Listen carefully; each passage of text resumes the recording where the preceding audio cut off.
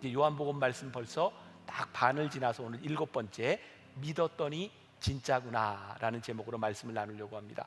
제목을 들으니까 조금 흥미가 당깁니까? 네, 믿었더니 진짜구나. 왜 이런 제목을 정했는지 우리가 좀 보게 될 거예요.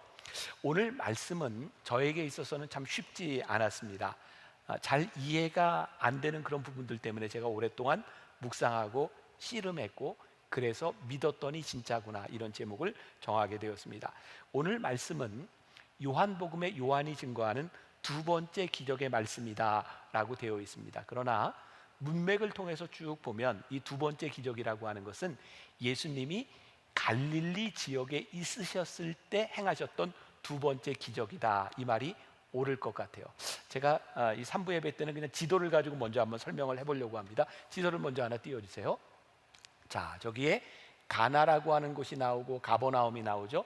오늘 말씀에 등장하는 지명입니다. 나사렛이 있어요. 바로 갈릴리 지역에 있습니다. 쭉 밑으로 요단강을 타고 내려오면 예루살렘, 여리고, 베델 이런 지역들이 보이죠. 자, 그 다음 지도로 넘어가 보세요. 자, 1장부터 4장까지 오는 동안 조금 말씀을 이해하기 위해서 저 요단강이 있는데, 저 요단강이 쭉 길게 내려오는데 예수님께서 세례를 받으셨던 지역은 예루살렘에서 가까운 요단강 지역입니다. 요한복음 1장에서 예수님은 세례를 받으셨을 뿐만 아니라 저기서 제자를 부르시죠. 베드로와 안드레, 요한을 부르셨습니다. 세례를 받으시고 제자를 부르셨던 이야기가 바로 예루살렘 지역에 있는 요단강가에서 일어난 일입니다. 2장으로 넘어가면 우리가 배운 말씀 중에 가나의 혼인잔치가 있었어요. 예수님께서 갈릴리 지역으로 올라가셔서 가나에서 첫 번째 기적을 행하셨어요. 여기까지 지금 따라오고 계시는 거죠?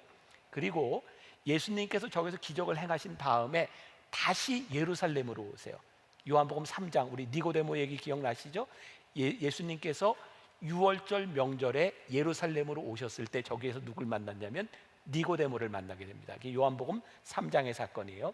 자, 그 다음 요한복음 4장, 지난주 말씀에 예수님께서 다시 갈릴리로 올라가시다가 중간에 사마리아에서 우물가에서 여인을 만나게 됩니다. 저기 중간쯤 되는 야곱의 우물이 있는 곳입니다. 지난주에 예수님께서 저기서 여인을 만나셨어요. 그리고 이틀을 저기에서 더 유하시다가 이제 갈릴리로 올라가십니다. 바로 저 가나에 올라가셨을 때 바로 가버나움에서 한 왕의 신하가 예수님을 찾아오게 되었고, 오늘 갈릴리에서 두 번째 기적을 행하시게 됩니다. 자, 여기까지 저와 함께 잘 따라오고 계시는 거죠? 자, 요걸 이제 머릿속에 넣고 말씀을 보면 더 좋을 것 같아요. 요한복음 4장 43절 이렇게 시작하고 있죠. 이틀이 지나매. 여기서 이틀이라고 하는 건 뭘까요? 예수님께서 사마리아 여인을 만나시고 거기서 이틀을 더 유하셨어요. 이틀이 지나서 이제 예수님께서 거기를 떠나 어디로 가세요? 갈릴리로 올라가고 계신 거예요. 44절, 친히 증언하시기를 선지자가 고향에서는 높임을 받지 못한다 하시고. 자, 여기 고향이라고 하는 말이 나오는데 예수님 고향이 어디죠? 무슨 예수? 나사렛 예수. 저 나사렛이 바로 위에 갈릴리 지역에 있었어요. 그래서 예수님은 저 갈릴리 지역에 있는 나사렛 예수. 예수님이 선지자로 저 지역에서 올라가셨는데 사람들에게 왜 대우를 잘 받지 못했을까요? 예수님 어린 시절을 다 아는 사람들이에요. 근데 저 사람들이 어떤 이야기도 들었냐면 저기 45절, 갈릴리에 이르심에 갈릴리인들이 그를 영접하니 이는 자기들도 명절에 갔다가 예수께서 명절 중 예루살렘에서 하신 모든 일을 보았음이로라. 그러니까 예루살렘에서 예수님께서 하신 이야기를 다 듣고 보았는데 사람들에게 의문이 생기는 거예요. 그 예수가 우리가 알던 나사렛 예수가 맞아? 또 사람들에게 이런 의문이 생기는 거죠. 진짜 그 예수가 맞다면 우리들이 보는 앞에서 한번 증명해봐, 이렇게 이야기하는 상황인 거예요. 그러니까 예수님께서 갈릴리로 올라가셔서 두 번째 기적을 행하시던 이 상황은 어떤 상황이냐면, 갈릴리에 있던 사람들 중에 어떤 사람은 예수님을 영접했고 어떤 사람들은 그 예수가 진짜 맞는지 기사와 표적을 한번 행해봐, 증명해봐, 이런 상황 가운데서 왕의 신하가 예수님께서 행하셨던 이 모든 일들을 듣고 아들이 죽게 되었을 때 예수님을 찾아오게 되는 상황이었어요. 여기까지 오케이? 네, 자 이제 그 다음 넘어갑니다. 자, 이 왕의 신하가 예수님을 찾아오는 것을 바라보면서 저는 이런 생각을 하겠어요. 사람들은 누구나 자기의 삶을 뒤흔들어 놓는 위기 가운데서 주님께 나아오게 되는구나. 여기 왕의 신하가 그랬어요. 그러니까 오늘 말씀을 듣고 있는 여러분들 가운데도 어떤 분들 가운데는 지금 인생의 아주 깊은 위기를 지나가고 있는 분이 있을 것 같아요. 근데 제가 먼저 이야기한다면 그것이 여러분들에게 축복이 될 수 있는 것은 이 어려움 가운데서 우리들이 주님 앞에 나올 수 있다는 거죠.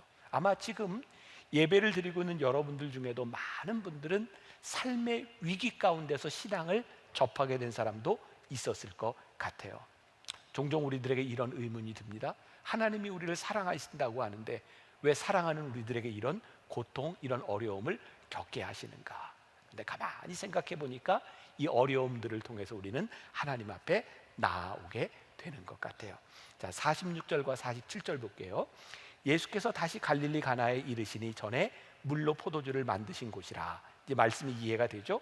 왕의 신하가 있어 그의 아들이 가버나움에서 병들었더니 그가 예수께서 유대로부터 갈릴리로 오셨다는 것을 듣고 가서 청하되 내려오셔서 내 아들의 병을 고쳐주소서 하니 그가 거의 죽게 되었습니다. 여기서 왕의 신하라고 하는 이 사람은 어떤 사람인가? 당시 갈릴리 지역에는 왕이 다스리고 있었어요. 어떤 왕이냐면 헤롯 안티파스. 자, 여러분들 신약 성경을 읽다 보면 헤롯이라고 하는 이름이 자주 등장을 합니다. 헤롯이 4명의 헤롯이 등장해요. 근데 어느 헤롯이 어느 헤롯인지 다 이해가 되세요? 이해가 안 되든지 아무 생각 없이 성경을 보든지 둘 중에 하나죠. 자, 이 헤롯이 등장을 하고 있는데 여러분들에게 중요한 것만 몇 가지 알려드리자면 예수님이 태어나셨을 때 유아들을 다 살해하려고 명령했던 헤롯은 지금 여기 왕이 아니에요. 누구냐면 헤롯 대제라고 불리는 사람입니다. 지금 이 갈릴리 지역을 다스리고 있는 이 헤롯 왕은 헤롯 안티파스라고 불리는 사람인데 바로 헤롯 대제의 아들입니다. 헤롯 대제의 아들들이 분봉왕이라고 해서 당시에 유대 땅을 이렇게 나누어서 다스리고 있었어요. 이 갈릴리 지역의 헤롯 안티파스는 바로 세례 요한의 목을 쳐서 죽게 했던, 우리가 영화에서 보면 이 헤롯 안티파스가 그의 동생의 아내를 취하죠. 살로메, 헤로디아라고 하는 아내. 그런데 그 헤로디아에서 나는 딸에게까지 혹심을 보여요. 그게 누구냐면 살로메였어요. 헤로디아는 그 바로 이 왕 헤롯 안티파스에게 복수하기 위해서 헤롯 그 세례 요한의 목을 요구하게 되죠. 바로 그 왕입니다. 그 당시 갈릴리를 중심으로 한 이 분봉왕, 그 왕의 신하로서 막강한 권력을 누리고 있던 사람이 이 왕의 신하인 거예요. 그래서 영어 성경에 보면 노블맨 혹은 로얄 오피서라고 표현을 하고 있는데 귀족이라는 말이죠. 자, 이 사람이 예수님께 찾아오게 되는 거예요. 아무리 훌륭한 사람이라고 해도 자식의 죽음 앞에서 별 장사가 없는 거예요. 주님께 찾아와서 주님 고쳐달라고 나사렛 예수님 앞에 와서 이야기를 하는 거죠. 인생의 고난은 우리들에게 자존심을 내려놓게 합니다. 저는 그래서 하나님을 믿는 우리들에게, 아니 이 세상 사람들에게 고난을 만나는 것은 참 큰 유익이다. 왜? 자기의 자존심을 내려놓을 수 있고 겸손하게 하나님 앞에 설 수 있도록 만들어주기 때문이죠. 오늘 말씀 47절에 이 왕의 신하가 예수님께 청하여라고 되어 있는데 이 말도 현대인의 성경에 보면 애원했다라고 되어 있고요. NIV 영어 성경에 보면 beg, B-E-G라고 하는 말을 쓰고 있어. I beg your pardon 뭐 이런 말을 쓰죠. 간청했다, 애원했다 이런 말을 하고 있는 거예요. 예수님께 와서 이 귀족이 나사렛 예수 시골 목수에게 와서 애원하고 있는 형국이죠. 그런데 이 사람이 이렇게 자존심을 꺾고 겸손하게 예수님께 와서 청하고 있는데 예수님의 반응이 어떻게 되어 있냐면 48절에 보니까 예수께서 이르시되 너희는 표적과 기사를 보지 못하면 도무지 믿지 아니하리라. 자존심을 꺾고 와서 예수님께 이야기를 하는데 예수님이 따뜻하게 맞아준 것이 아니라 너희들은 표적과 이적을 보지 못하면 믿지 않는구나. 여기에서 굉장히 중요한 부분이 있어요. 저는 이 노블맨, 이 왕의 신하가 진실 앞에 마주서는 순간이었다라는 생각이 들어요. 이 사람은 지금 예수님을 믿고 있었을까요? 안 믿고 있었을까요? 이 성경의 문맥으로 보면 예수님을 안 믿습니다. 그는 단지 기사와 표적을 구하고 있는 거예요. 누구 때문에? 아들 때문에. 예수님께서 이렇게 말씀하시는 거예요. 네가 온 것은 믿음 때문에 온 것이 아니라 단지 너에게 기사와 표적이 필요해서 나왔을 뿐이다. 바로 이 진실의 순간을 맞이하게 되는 거죠. 자, 제가 이렇게 말씀을 준비하다가 이 진실의 순간, 이 말씀을 준비할 때 이렇게 한 책을 읽게 되었어요. 안녕 기독교라고 하는 책을 쓴 김정주 전도사. 그 당시에는 전도사인데 얼마 전에 저한테 이렇게 연락이 오기를 이제 목사 안수를 받게 된 거예요. 이분이 책을 참 재밌게 썼어요. 이 책에서 이 선악과에 대한 이야기를 하고 있는데 제가 아주 흥미있어서 여러분들에게 소개해 드리려고 합니다. 전도사님이 목회를 하니까 그 집에 교회학교 아이들, 어린아이들이 많이 있을 거 아니에요. 한 번은 8명의 교회학교 아이들이 이 전도사님 집에 놀러 왔답니다. 그런데 이 아이들을 놔두고 잠깐 전도사님이 집을 비워야 되는 상황이 오게 된 거예요. 그래서 아이들에게 이렇게 당부를 합니다. 전도사님 집에서 마음껏 놀고 다 해도 돼. 그런데 한 가지 절대로 하면 안 되는 게 있어. 냉장고는 절대로 건드리지 마. 너희가 이걸 여는 날에는 정녕 죽으리라. 이렇게 아이들한테 이야기를 한 거예요. 애들이 신나게 전도사님 집에서 놀다가 자기 집처럼 놀다가 딱 냉장고를 부는 순간 뭐를 깨닫게 돼? 아, 이 집이 우리 집이 아니구나. 여기는 전도사님 집이구나. 그리고 아이들이 실컷 놀다가 자신의 실체가 무엇인지를 깨닫게 되는 거죠. 이 전도사님이 이런 표현을 씁니다. 이 냉장고는 은혜의 방편이 되었다. 이게 무슨 말이냐면 처음 에덴 동산에 하나님께서 에덴 동산을 창조하시고 그 동산 중간에 선악과를 두셨어요. 그래서 사람들에게 너희들 다 가져도 되는데 이것만은 먹지 마. 인간들에게 자유의지를 주셨는데 이것만은 먹지 마. 여러분, 이 선악과를 주신 게 어떤 사람들은 그렇게 얘기하죠. 하나님은 왜 선악과를 만들어 놓으셔서 인간으로 하여금 죄를 짓게 하셨는가? 사실은 이 선악과는 하나님께서 인간들에게 주신 가장 큰 배려인 거죠. 어떻게? 하나님 앞에서 선악과를 볼 때마다 우리들이 사람인 것을 깨닫게 하시는 거예요. 너희들이 모든 것을 다 할 수 있지만 이것만은 할 수 없어. 너희는 하나님이 아니야. 너희들은 인간이야. 하나님 앞에 순종해야 되는 존재야 라고 하는 것을 깨닫게 하신 거죠. 이 선악과는 바로 무엇이냐면 인간들로 하여금 방종하지 않도록 은혜의 선물로 우리들에게 주신 거예요. 그래서 선악과를 볼 때마다 사람들은 진실 앞에 닥에 서는 거죠. 우리가 어떤 존재인지를 아는 거예요. 자, 제가 장황하게 이런 이야기를 했어요. 바로 이 노블맨, 이 왕의 신하가 예수님의 말씀 앞에, 진실 앞에 다가서게 되는 거예요. 내가 지금 주님을 믿는 것이 아니라 기사와 표적을 보기 위하여 예수님께 나왔다. 그리고 49절에 보니까 48절 49절 이어서 한번 보죠. 자, 같이 한번 봅니다. 시작. 예수께서 이르시되 너희는 표적과 기사를 보지 못하면 도무지 믿지 아니하리라. 신하가 이르되 주여 내 아이가 죽기 전에 내려오소서. 지금 이 신하는 예수님이 얘기하는 거하고 아무 관계가 없어요. 이 사람은 지금 뭐를 원해요? 내 아들 고쳐주세요. 아마 우리들이 그런 기도하지 않나요? 하나님 살려만 주시면 뭐든지 하겠습니다. 이런 기도. 지금 이 아버지의 절박함이 있는 거예요. 네, 생각해 보세요. 살려주면 뭐든지 하겠습니다. 뭐든지가 과연 옳은 일일까요?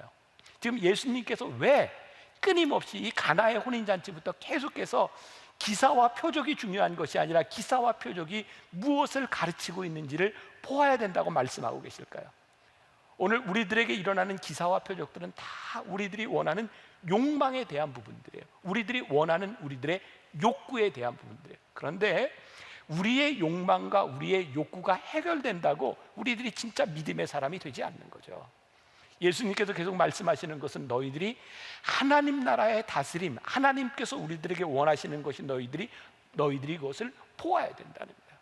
오늘 이 왕의 신하가 가지고 있는 욕망에 대한 문제가 아니라 주님이 누구인지를 봐야 된다는 거죠. 여러분, 우리가 잘못하면 우리들이 가지고 있는 믿음이 욕망이 될 수 있다는 게 얼마나 무서운 일인지 몰라요. 제가 지난주에도 여러분들에게 그런 말씀 드렸죠. 요즘 말씀을 묵상하면서 내가 이렇게 진즉에 이 말씀을 이렇게 깨닫고 이 말씀이 이런 것이었구나 하는 것을 좀 일찍 알았더라면 우리 교인들에게 조금 더 좋은 설교, 제가 조금 더 좋은 설교자가 될 수 있었을 텐데 요즘은 그런 것들을 참 많이 느껴요. 이 말씀이 이런 말씀이었구나. 그러니까 우리들은 지금까지 복음서를 보면서 기사와 이적에 참 초점을 많이 뒀는데 예수님은 너희들이 보아야 되는 게 기사와 이적이 아니라는 거예요. 너희들의 욕망이 이루어지는 것이 중요한 것이 아니라 너희들이 진짜 하나님을 어떻게 믿느냐가 중요하다는 걸 우리들에게 계속해서 말씀해 주고 있는 거죠. 그래서 오늘 우리들이 진실 앞에 서야 돼요.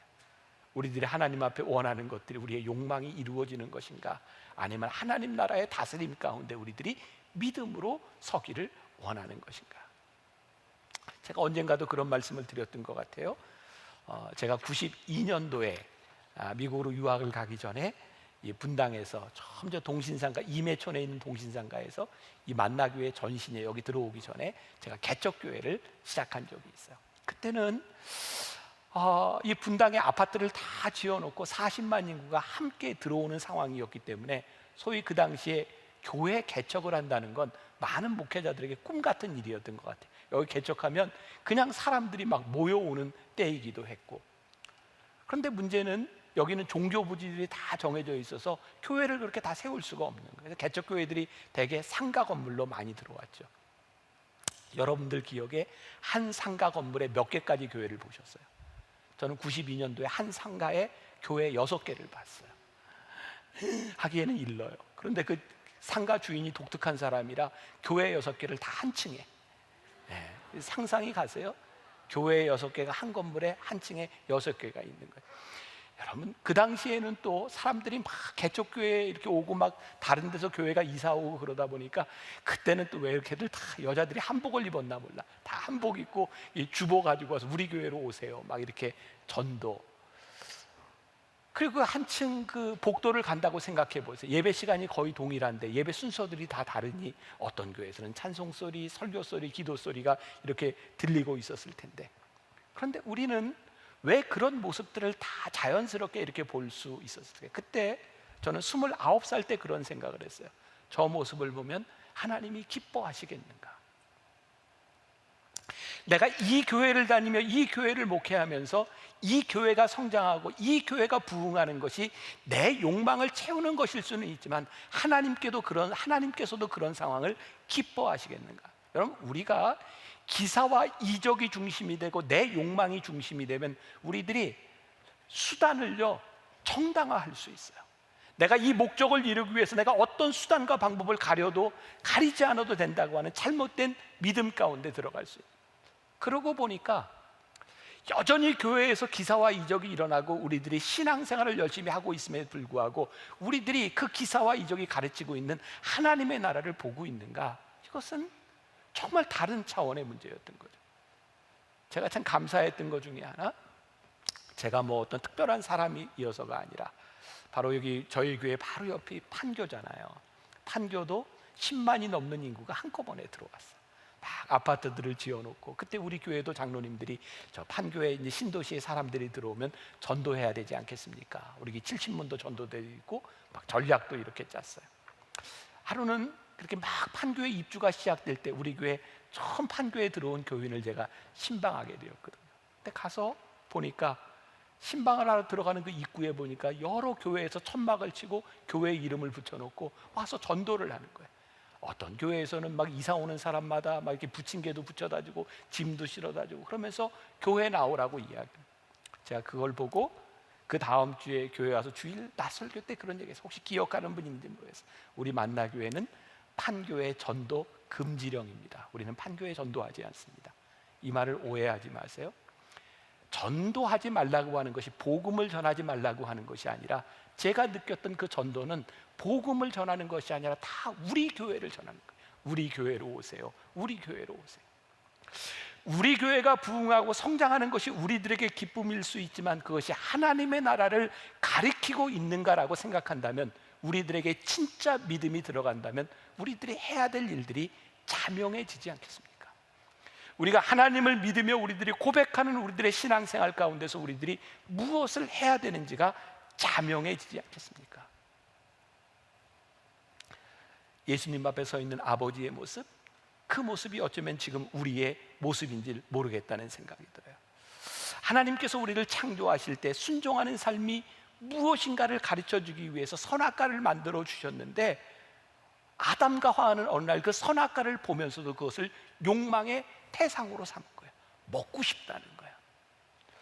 혹시 우리들이 신앙생활을 하면서 우리의 욕망을 기사와 표적을 가지고 구하는 것은 아닌가.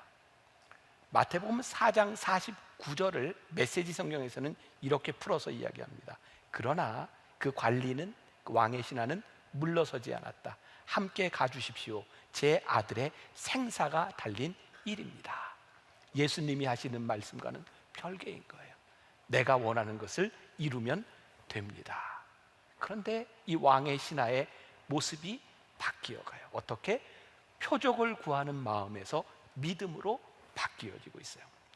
예수님께서 여전히 차갑게 말씀하십니다. 그러나 이 순간부터 믿음이라는 단어가 이 말씀 가운데 등장하고 있어요. 저는 이렇게 생각을 했어요. 표적을 구하는 마음에서 믿음으로 옮겨가는 과정이 여기 나와 있구나. 자, 요한복음 4장 50절과 4장 53절을 보는데 우리 읽다가 믿음이라고 하는 단어가 나오면 이렇게 표시를 하셔도 좋습니다. 자, 50절 먼저 봅니다. 자, 시작. 예수께서 이르시되 가라, 내 아들이 살아있다 하시니 그 사람이 예수께서 하신 말씀을 믿고 가더니. 자, 53절 시작. 그의 아버지가 예수께서 내 아들이 살아있다 말씀하신 그때인 줄 알고 자기와 그 온 집안이 다 믿으니라. 여기에 믿음이라고 하는 말이 등장을 하고 있어요. 예수님께서 왕의 신하에게 내 아들이 살아있다라고 말씀하셨더니 뭐라고 되어 있어요? 믿고 갔다라고 되어 있어요. 바로 두 절 전에 48절에서 예수님이 하셨던 질책을 한번 기억해 보세요. 예수께서 이르시되 너희는 표적과 기사를 보지 못하면 도무지 믿지 아니하니라. 지금 이 요한복음 2장에서도 그렇고 계속해서 예수님께서 말씀하셨던 게 뭐냐면 도대체 이 사람들이 기사와 표적을 봐야 믿는 거예요. 그런데 지금 왕의 신하가 어찌된 일인지 예수님께서 내 아들이 살았다라고 하는 말씀을 하셨는데 기사와 표적을 본 것이 아니라 그 말을 믿고 가더니, 믿고 가다가 기사와 표적을 보게 되는 거예요. 아마 이 아버지가 어떤 상황이 예수님과 더 어떤 이야기가 오고 갔는지 모르겠지만 진실 앞에서 예수님의 꾸지람을 들으며 깨닫게 된 것이 무엇이었을까? 그래, 내가 찾아온 것이 주님을 믿는 믿음 때문이 아니라 기사와 표적을 바라고 온 것이구나. 그리고 자신의 안타까운 마음과는 달리 차가운 예수님의 반응을 보면서 아버지가 생각했던 것, 깨달은 것이 있는 거죠. 그래, 나는 예수님을 믿은 것이 아니라 기사와 표적을 믿고 왔는데 이분이 나에게 말씀하시는 것을 보니 지금 나에게 중요한 것은 기사와 표적이 아니라 예수님은 단순히 기적을 행하시는 주술사, 마술사와 같은 분이 아니라 이분이 하나님이시구나, 모든 것을 주관하시는 분이구나. 지금 내가 바라는 어떤 기적이 일어나는 것이 아니라 이분이 내 인생을 주관하시고 계시는 분이구나. 그리고 전적으로 예수님께 순종하고 예수님을 믿는 길밖에는 없다고 하는 것을 깨닫고 예수님의 말씀을 의지하여 가다가 50절 예수께서 이르시되 가라, 내 아들이 살아있다 하시니 그 사람이 예수께서 하신 말씀을 믿고 가더니. 이 상황이 어떤 상황인지 이해가 되시죠?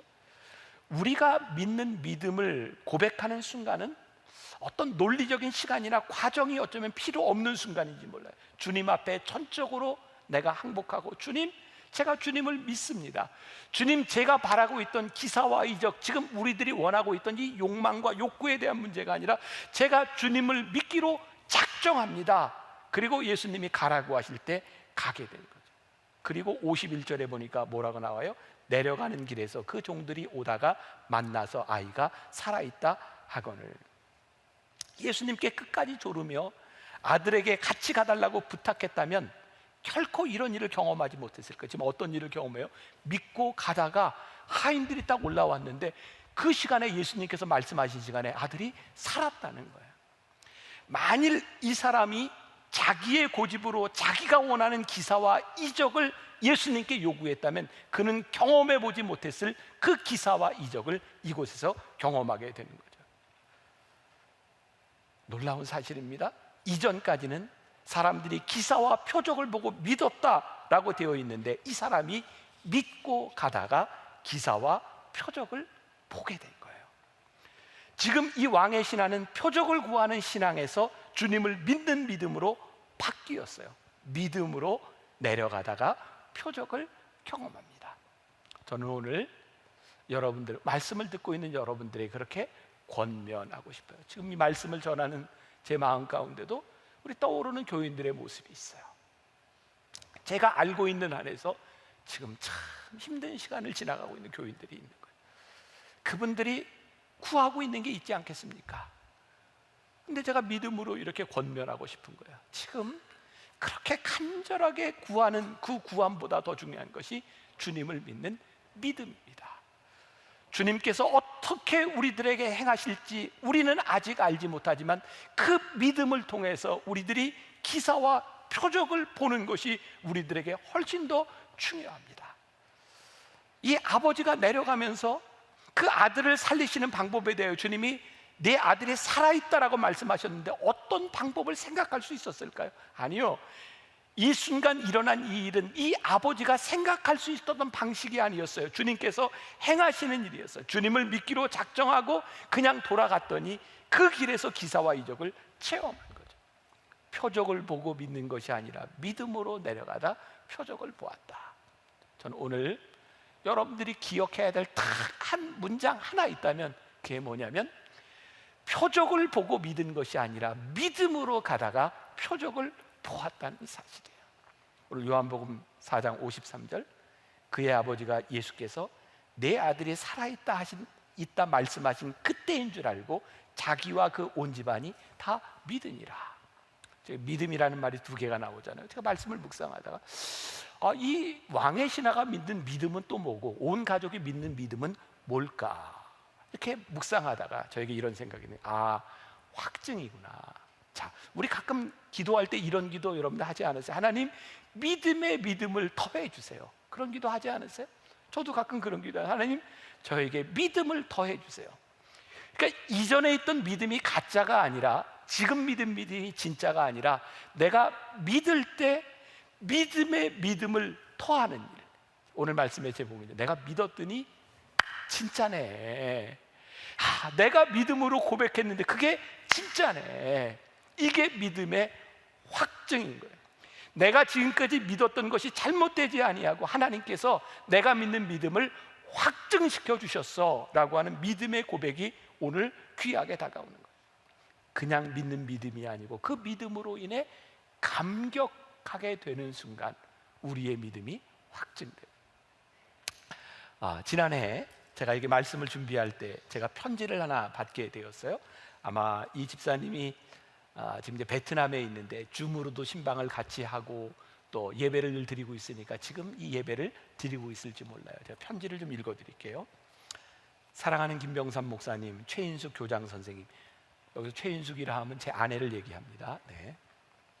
2009년 아무도 아는 이 없는 성남에 와서 만나교회를 등록하고 매주 말씀으로 은혜 받고 감사한 마음을 표현할 길이 없어 늘 두 분과 우리 교회를 위해 기도만 했습니다. 남성 성경 공부에서 뵙던 목사님과 마돌와이즈에서 뵙던 사모님, 또 사무엘의 교장 선생님으로 초하루 아이들 예배까지 저희 가정에게는 항상 감사한 영적인 부모님이셨습니다. 남편이 베트남으로 가게 되면서 학교나 집 여러 가지 문제로 가족의 베트남 행을 막으셨는데 1년 반이 지난 지금 이제는 가야 한다고 이끌어 주시는 하나님 믿고 10년간 정든 이곳을 떠나 베트남으로 가려 합니다. 설교 시리즈 시편의 말씀으로, 이제 지난해 제가 시편 설교했죠. 말씀으로 매주 힘내서 생활하면서도 갑작스런 베트남 행에 저도 모르게 제 마음에 두려움이 있었나 봅니다. 몇 주 전 목사님께서 설교 중에 하나님께서 윙크하실 때 설교를 하시던 중 안경을 벗으시고 윙크를 하셨는데, 그 순간 10년 전 목사님께서 큰아이 서진이 새아기 축복을 해주시던 날이 생각나서 예배 중에 엄청 울었습니다. 서진이가 신생아일 때 안경 쓴 남자만 보면 너무 심하게 울어서 새아기 축복 때 아이가 울지 않게 해달라고, 예배를 방해하지 않게 해달라고 몇 주간 기도했었는데, 그날 목사님께서 안경을 쓰지 않고 예배에 오셔서 무사히 새아기 축복을 마치게 되었습니다.